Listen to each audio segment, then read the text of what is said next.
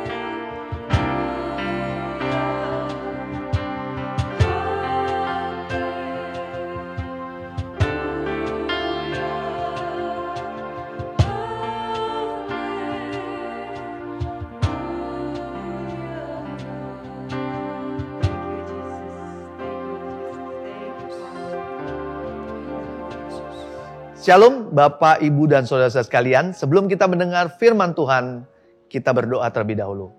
Tuhan Yesus, terima kasih. Hari ini kami boleh datang, belajar kebenaran-Mu kembali. Kami percaya Engkau Allah yang hadir di tengah-tengah kami, membimbing kami agar kami mengerti apa yang Kau sampaikan.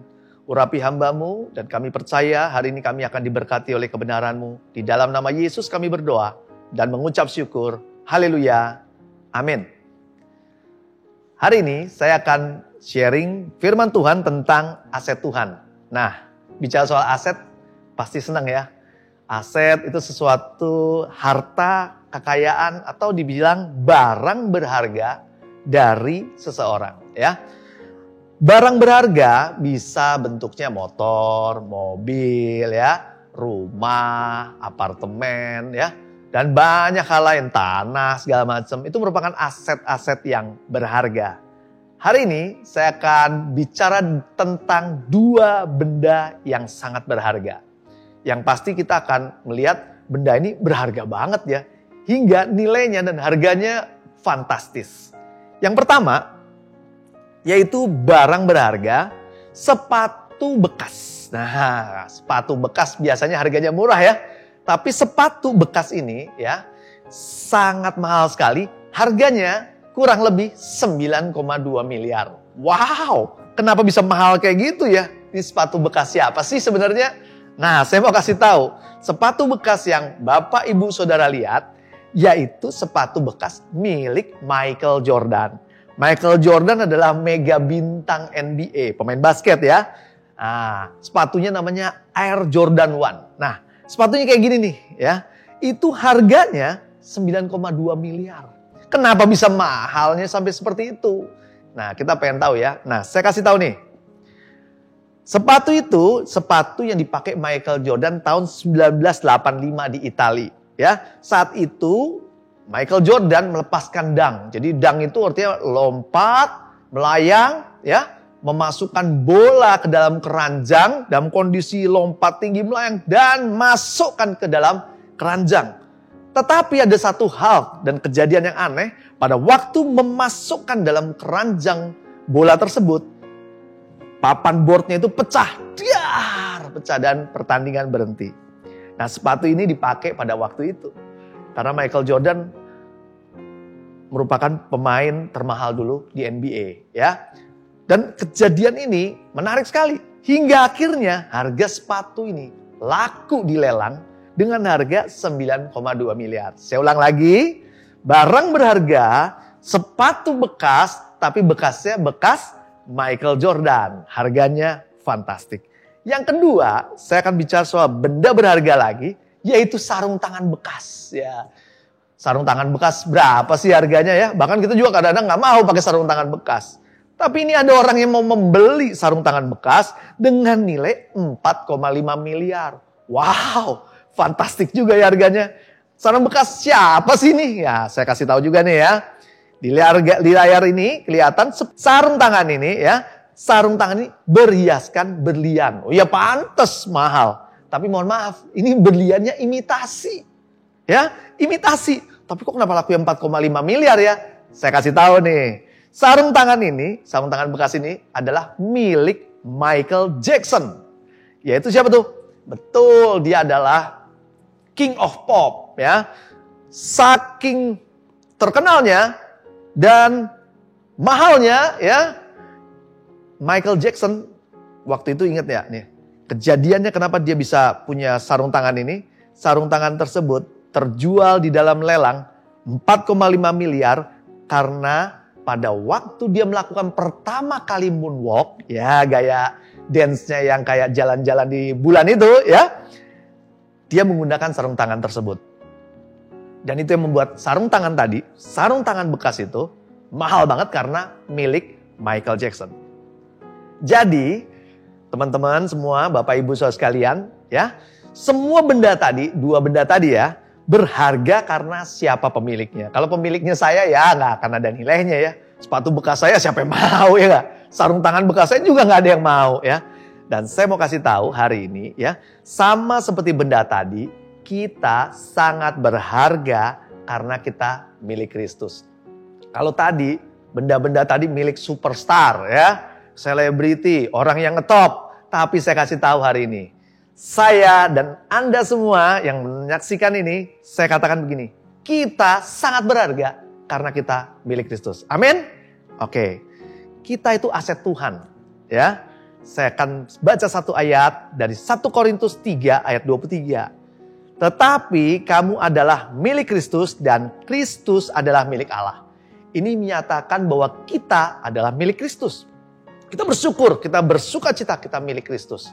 Karena kita milik dari superstarnya, superstar ya, raja segala raja ya gak? Pemilik alam semesta ini. Wow, keren banget dah kita ya. Kita adalah milik Kristus. Satu ayat lagi, Yesaya 43 ayat 4. Ya, yang bagian A dikatakan begini. Oleh karena engkau berharga di mataku dan mulia. Berarti kita semua ciptanya berharga di mata Tuhan dan mulia. Dan aku ini, artinya Tuhan ini mengasihi engkau. Bisa bayangkan ayat ini, kita ambil kesimpulannya bahwa kita adalah aset Tuhan yang berharga, mulia, dan dikasihi. Buktinya apa sih? Kita rasanya kayaknya enggak, saya enggak berharga, saya biasa aja. Saya kasih tahu ada 4 bukti bahwa kita aset Tuhan yang berharga, mulia, dan dikasihi. Yang pertama, kita diciptakan serupa dengan gambar Allah. Ya, kita diciptakan serupa dengan gambar Sang Pencipta. Ini luar biasa. Ya, kita bersyukur banget bahwa dunia ini ciptaan begitu banyak, tapi hanya manusia, hanya saya dan Anda semua yang diciptakan serupa dengan gambar Allah. Itu spesial banget ya. Yang kedua, kita ditebus dengan darah yang mahal. Kita telah jatuh di dalam dosa sebenarnya. Harusnya kita menerima maut. Tapi begitu besar kasih Tuhan akan dunia ini, Dia rela mengirim anak yang tunggal turun ke dunia, mati di kayu salib untuk menebus dosa kita semua. Dan itu dibayar dengan darah yang mahal. Darah anak domba, darah Tuhan kita, Yesus Kristus. Yang ketiga, ya, yang membuat kita berharga dan dikasihi Tuhan, yaitu kita disertai oleh Roh Kudus. Roh Kudus itu adalah Roh Allah sendiri, menyertai kita. Kenapa? Kita tuh aset Tuhan, dijagai, dilindungi. Roh Kudus itu berfungsi untuk menolong kita. Bisa bayangin, kita punya bodyguard, punya orang yang menolong. Itu sangat menyenangkan sekali. Saat kita sedih, kita dihibur oleh Roh Kudus. Dan Roh Kudus mengajari kita untuk kita belajar juga. Jadi, Roh Allah itu ditaruh dalam tubuh kita. Itu menandakan Allah begitu mengasihi kita. Begitu melindungi aset yang berharga itu. Dengan rohnya sendiri ada dalam hidup kita. Dan yang keempat, kita diciptakan untuk kekalan. Banyak ciptaan Tuhan yang tidak diciptakan untuk kekalan. Sedangkan kita diciptakan untuk kekekalan. Untuk apa? Untuk hidup nanti kekal bersama Tuhan di surga nanti. Jadi kita sangat bersyukur. Kita sadar bahwa kita aset Tuhan yang sangat berharga, mulia, dan juga dikasihi Tuhan. Harapannya adalah manusia bisa bersyukur, berterima kasih. Tapi kenyataannya bagaimana? Manusia justru jarang menghargai hidupnya. Apalagi menghargai Tuhan. Ini kejadiannya. Manusia malah melakukan hal yang sia-sia. Contohnya berfoya-foya, ngabisin waktu dengan hal-hal yang gak berguna, ya kan? Sedangkan hidup kita sementara dan hidup kita juga terbatas. Harusnya kita melakukan hal-hal yang berguna untuk apa? Kerajaan Tuhan, untuk menyenangkan hati Tuhan. Tapi kita justru melakukan hal yang sia-sia. Yang kedua, bahkan manusia sering melakukan kriminal. Kriminal apa? Yang akhirnya apa? Masuk penjara. Akhirnya apa? Banyak dampak buruk terhadap hidup kita, keluarga kita, keturunan kita, dan lain sebagainya. Perbuatan kriminal itu merugikan banyak orang juga. Dan merugikan diri kita sendiri. Yang ketiga, manusia banyak melakukan cara hidup yang salah. Contoh, perokok, ya kan itu merupakan cara hidup yang salah. Itu berarti merusak tubuh kita. Narkoba, ya kan? Minum-minuman keras, itu merusak tubuh kita sendiri. Kita hidup yang salah, cara hidup yang salah. seks bebas dan lain sebagainya, hingga akhirnya kita kena HIV dan lain sebagainya. Dan cara hidup yang salah inilah yang membuat kita justru tidak menghargai kehidupan yang Tuhan udah kasih. Dan yang keempat, ada orang yang sampai desperate, tidak menghargai hidupnya, tidak menghargai Tuhan, dia bunuh diri. Artinya dia mau selesaiin itu dengan cara dia sendiri. Orang ini rugi dan pasti nggak masuk surga, ya. Nah, teman-teman, Bapak Ibu Saudara sekalian, hidup kita berharga karena Kristus. Amin. Hidup kita berharga karena Kristus. Ada 3 hal yang harus kita lakukan untuk kita menyadari bahwa kita aset Tuhan yang paling berharga, mulia dan dikasihi. Bagaimana caranya? Ada 3 hal yang kita harus lakukan. Yang pertama, jangan sombong. Nah, kita seringkali sombong. Mentang-mentang anak Tuhan, sombong. Padahal yang dituntut Tuhan, kita adalah rendah hati. Ya, jangan sombong. Apa yang kita punya itu semua milik Tuhan. Ya, semua milik Tuhan. Jadi yang kita punya sekarang itu namanya dipinjemin. Jadi jangan sombong. Ya, dipinjemin. Mobil dipinjemin. Rumah dipinjemin. Motor dipinjemin. Semua dipinjemin. Istri, suami, anak, itu semua pinjaman. Kenapa kau dipinjemin? Karena satu ketika pemiliknya ambil. Kita nggak boleh marah. Ya nggak? Bener nggak? Itu namanya dipinjemin. Jadi nggak ada yang benar-benar milik kita. Jadi buat apa sombong? Karena sombong itu merugikan kita sendiri. Betul nggak? Nah, yang kedua sekarang. Sebagai aset Tuhan, kita harus jaga baik-baik hidup kita. Ya, kita sadar kalau kita aset berharga, kita jaga. Jangan sampai lecet, jangan sampai rusak, namanya aset, betul kan? Nah, yang dimaksud Tuhan untuk menjaga hidup kita, apanya sih yang dijaga? Ya, yang dijaga adalah hati kita. Ya, karena firman Tuhan bilang begini, Amsal 4 ayat 23, jagalah hatimu dengan segala kewaspadaan, karena dari situlah terpancar kehidupan. Jadi yang Tuhan ingin kita menjaga hati. Karena kita tahu Tuhan tertarik dengan hati kita. Bukan dengan tampilan kita, kekayaan kita, apa yang kita punya, atau kekuasaan kita, jabatan kita. Tuhan gak tertarik itu semua. Tuhan tertarik hanya pada hati kita. Jadi kita harus jaga hati kita. Dari apa sih hati kita dijaga? Dari kecewa. Gak boleh kecewa-kecewa nih ya. Zaman sekarang keadaan situasi seperti ini, kita harus tidak boleh kecewa. Kita bersyukur aja sama Tuhan. Yang kedua, gak boleh kepahitan, gak boleh ngalami kesedihan, kemarahan, rasa iri, bahkan berprasangka dan lain sebagainya. Itu kan merusak hati kita. Jadi pastikan hati kita tetap kondisi yang baik. Waktu nanti kita ketemu Tuhan, kita kasih lihat, nih Tuhan, hatinya udah dijaga nih. Tuhan lihat, oh iya bagus, masih bagus. Ya dijaga hatinya. Tapi kalau hatinya, ya banyak kecewa, banyak sakit hati sama pasangan, sama teman, sama saudara, sama keluarga. Banyak kepahitan, banyak kesedihan dalam hidupnya. Rusak hatinya. Waktu dikasih ke Tuhan, Tuhan ini hati saya, wah rusak nih. Oke? Yang kedua, jaga hati kita baik-baik. Dan yang ketiga, sebagai aset Tuhan, ya, yang diharapkan oleh Tuhan adalah aset itu dikembangkan. Ya, jadi harus dikembangkan. Nah, sebagai aset, kita sadar kita itu ada sesuatu yang berharga. Berarti kita juga harus jaga baik-baik, tapi lebih penting lagi apa? Dikembangkan. Harapan Tuhan dalam hidup kita, ya, tidak saja jiwa yang dimenangkan, yaitu diri kita sendiri. Tapi harapan Tuhan dikembangkan. Yaitu apa? Ada jiwa-jiwa yang dimenangkan oleh kita sendiri. Oleh kesaksian kita, oleh pelayanan kita. Nah, bicara soal aset yang dikembangkan, saya ingat cerita tentang talenta. Pasti kita juga tahu ya. Di Matius 25 bicara soal talenta. Tapi ada satu yang unik. Orang dikasih talenta, dikasih sesuatu yang bernilai, dikasih aset, yang lain dikerjakan, diupayakan. Benar nggak? Akhirnya menghasilkan hal yang berlipat. Tapi ada satu orang, ya, dikasih satu talenta, dia pergi menggali lubang, ya, talentanya taruh di situ, dipendem. Apa itu akan berlipat? Ya nggak akan. Artinya apa? Terpendam. Ya segitu-segitu aja. Nggak akan pernah berkembang. Nah, inilah yang harusnya kita bertobat dalam hidup kita. Bahwa Tuhan udah percayakan banyak kemampuan, banyak aset dalam hidup kita. Banyak karunia dalam hidup kita. Banyak talenta dalam hidup kita. Harus kita kembangkan. Untuk apa? Untuk melayani Tuhan. Dan akhirnya apa? Menghasilkan jiwa-jiwa untuk kemuliaan nama Tuhan. Saya akan cerita. Waktu saya bertobat ya tahun 2000 ya.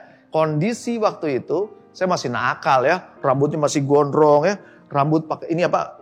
Pakai anting ya kan. Itu masa-masa lagi nakal-nakalnya ya kan. Dan rambutnya dicat warna-warni. Waduh pokoknya nakal-nakalnya deh. Tapi melalui sebuah KKR, ya sebuah KKR, itu mengubah hidup kita. Mengubah hidup saya dan waktu itu calon istri saya. Ya, kita nakal bareng ya. Tapi satu hal itu, momen itu, kita akhirnya bertobat. Dan kita mulai menyerahkan hidup kita untuk melayani Tuhan. Belajar melayani Tuhan. Kita baru sadar bahwa kita berharga di hadapan Tuhan. Padahal hidup kita kan udah berantakan. Tapi ingat, Tuhan sanggup mengubah siapapun, keadaan apapun kita. Gak usah takut datang sama Tuhan. Karena Dia yang membangun kita, Dia yang menciptakan kita, Dia tahu cara memperbaiki hidup kita. Dan waktu tahun 2000 kita sepakat untuk bertobat.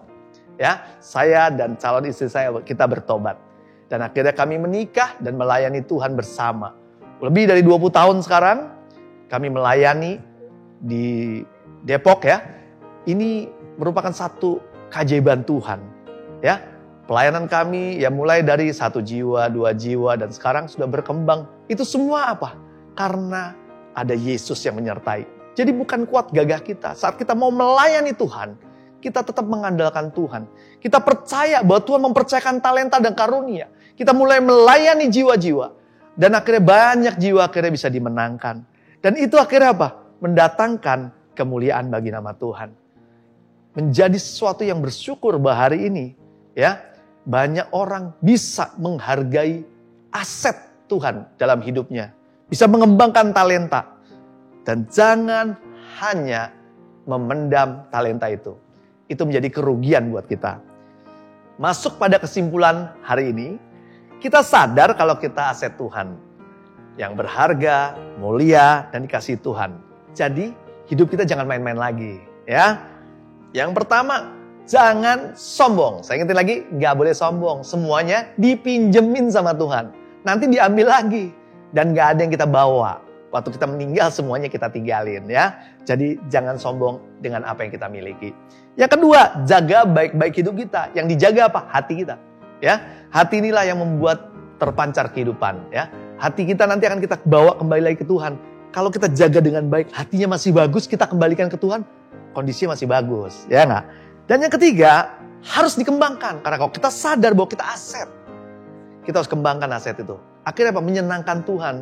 Tuhan pasti pingin setiap aset itu berkembang, menghasilkanlah sesuatu yang lebih besar lagi, betul enggak? Nah, kita kembangkan melalui apa? Pelayanan. Dan jangan lupa, target utama pelayanan adalah memenangkan jiwa-jiwa.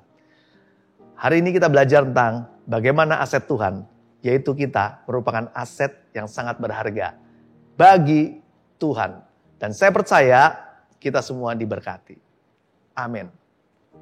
Mari kita tutup di dalam doa. Tuhan Yesus, kami bersyukur kalau kami adalah milik Kristus. Kami berharga di mata Tuhan. Kami mulia di hadapan Tuhan. Dan kami dikasih Tuhan luar biasa. Tuhan, ajar kami untuk tidak sombong. Ajar kami juga untuk menjaga hati kami. Ajar kami juga mau mengembangkan setiap talenta yang Tuhan percayakan. Karunia yang Tuhan percayakan.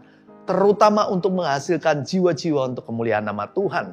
Terima kasih Tuhan. Kami telah mendengar kebenaran-Mu. Kami telah terima kebenaran-Mu. Di dalam nama Yesus. Haleluya. Amin. Terima kasih telah mengikuti ibadah CDC Depok Online Service hari ini. Pastinya kita semua diberkati Tuhan. Terima kasih juga untuk para volunteer yang sudah melayani. Untuk persembahan Bapak dan Ibu bisa transfer ke nomor rekening yang tertera di layar saudara. Mari kita mempersiapkan persembahan yang terbaik untuk Tuhan Yesus. Mari kita berdoa. Tuhan Yesus, kami mengucap syukur untuk hari ini Bapak. Berkat-Mu yang tidak pernah habis-habisnya dalam hidup kami. Dan sekarang adalah kesempatan yang terindah untuk kami juga memberikan yang terbaik untuk-Mu. Kami berdoa persembahan kami agar berguna untuk memperluas kerajaan Allah di bumi. Di dalam nama Yesus kami mengucap syukur dan sudah berdoa. Haleluya.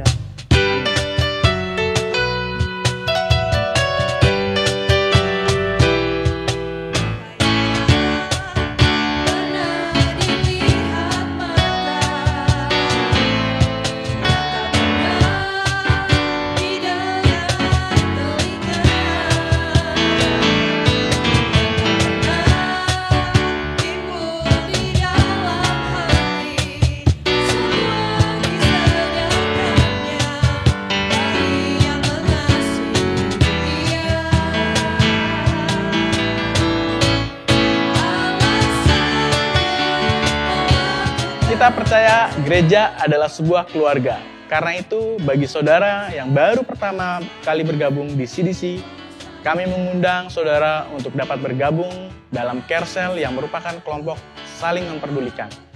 Saudara dapat menghubungi nomor yang tertera di layar saudara. Anda bisa bergabung dengan Carecel yang sesuai dengan kelompok usia, waktu, dan kebutuhan saudara. Kami berharap dapat mengenal saudara lebih lagi. Sekali lagi kami mengucapkan selamat datang di CDC Depok. Always remember to stay healthy, keep connecting, and see you next week. Mari kita tutup ibadah kita dengan menerima berkat Tuhan. Kita angkat kedua belah tangan kita terima berkat dengan iman. Tuhan Yesus, terima kasih untuk firman Tuhan, untuk kebaktian ini yang Tuhan berikan dengan segala kelancarannya. Kami bersyukur Tuhan. Dan hari ini kami mau menerima berkat Tuhan. Kiranya berkat Tuhan turun pada setiap kami yang mendengarkan kebenaran-Mu Tuhan. Memberkati kami Tuhan. Dimanapun kami berada diberkati dan jadi berkat buat banyak orang. Kami terima berkat daripada Allah Bapa, Allah Putra, Roh Kudus menyertai kami senantiasa dari hari ini sampai Tuhan Yesus datang yang kedua kali. Kami terima dengan iman di dalam nama Yesus. Yang percaya katakan amin. Tuhan Yesus memberkati.